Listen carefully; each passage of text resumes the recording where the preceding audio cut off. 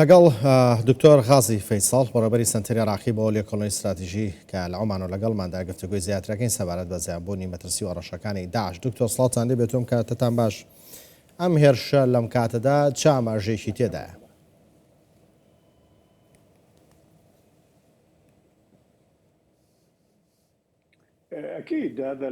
یەوە ئەو هێرشە بەشێکە لە استراتیژیەتی داعش لە عێراق و سووریا لە پێناو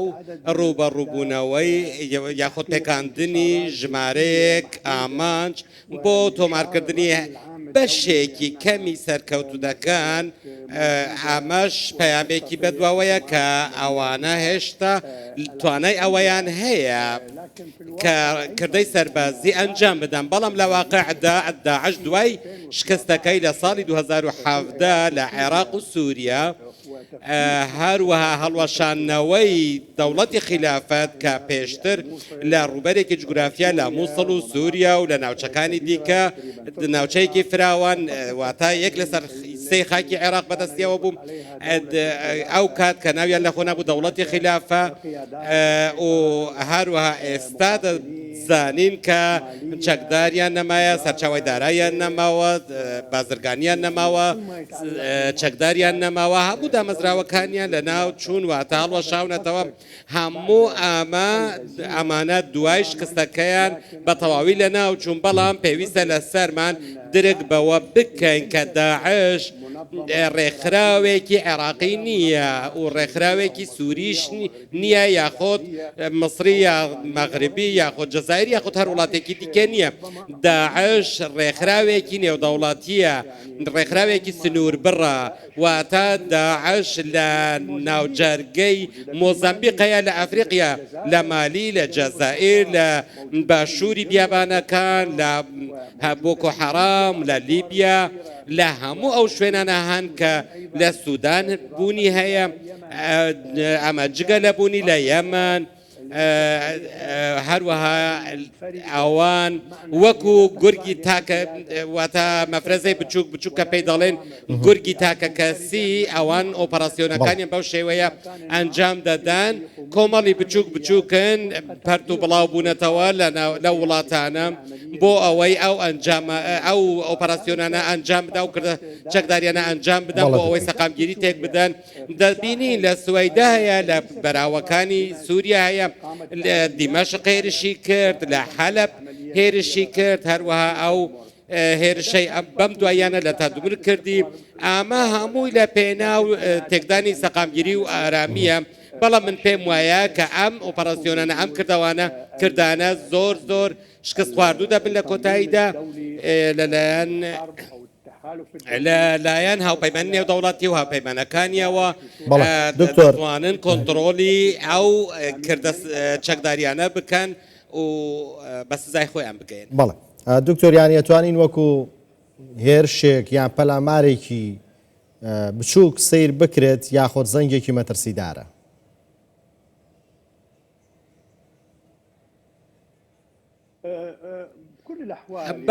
بە هەر حاڵ ئەمە هێرشی سنووردارن، بە تەواوی سنووردان، واتە وەکو تەقینەوەکانی پێشتر نییە کە هەر جارێ بە سەدان کەس دەکوژرا، ئۆتۆمبیلەکان بۆم ڕێژ دەکران لە ناو شارەکان، ئافرەت دەکوژران، منداڵ دەکوژران، گەنج و لاو دەکوژران، خەڵک دەکرایە ئامانج. ئەمڕۆ ئەو کردانە کردەی وەکو بۆ نمونە وەکو تەدمور یاخۆتی سوەیدا یاخۆت هێرشی سەر کلێسا، ئامانجەکەی لە کۆتاییدا تەنیا بۆ بڵاوکردنەوەی ترس و تۆقااندنە لە ناو خەڵک و تێکدانی سەقامگیریە و هەڕەشەکردنە لە ئاسایش لەو ناوچانە. داعش لە عێراق کردە چەکداریەکانی لە دەوروبەری کەرکووک، لە زنجیرەچای حەمرین، لە ناوچەی بیابانەکانی سووریا کە هەیە، کردەکانیان سنووردار و بچووک بچووکن، کەواتە ئەوان ناتوانن بگەڕێنەوە بۆ ئەو سەردەمەی کە تێیدا دەستیان بەسەر ڕوبەرێکی زۆر فراوانی ناوچەی جوگرافی ڕۆژهەڵاتی ناوەڕاستدا گرتبوو و توانای ئەوەیان نییە. دەبینین هاوپەیمانی نێودەوڵەتی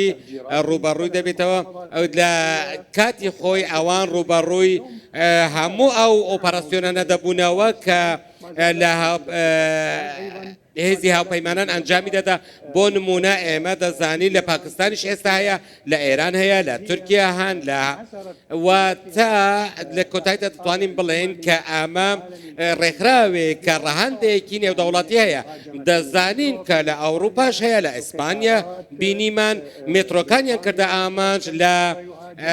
بریتانیا بە هەمان شێوە دامەزراوە میدیایەکانی فەڕەنسا دامەزراوەکانی ئالمانیا بۆیە دەڵێن لە هەموو ئەو ناوچانە داعش هەیە ئەمڕۆ ڕاستە بەرتەسک دەکرێتەوە بچووک کراونەتەوە قەتیس کراون بەڵام سەلەفیە ئەجێندای سەلەفی تندڕە و دکتۆر ژینگەیەکی بۆ داعش ڕەخساندووە بۆ ئەوەی لێرە و لەوێ هەڕەشەکانیان بەردەوام بکەن لە وڵاتە جیاوازەکانی ڕۆژهەڵاتی ناوەڕاست و زمینە سازیش بۆ دکتۆر وەکو بەڕێستان ئاماژەتان پێدا کە لە زۆر شوێن لە دنیادا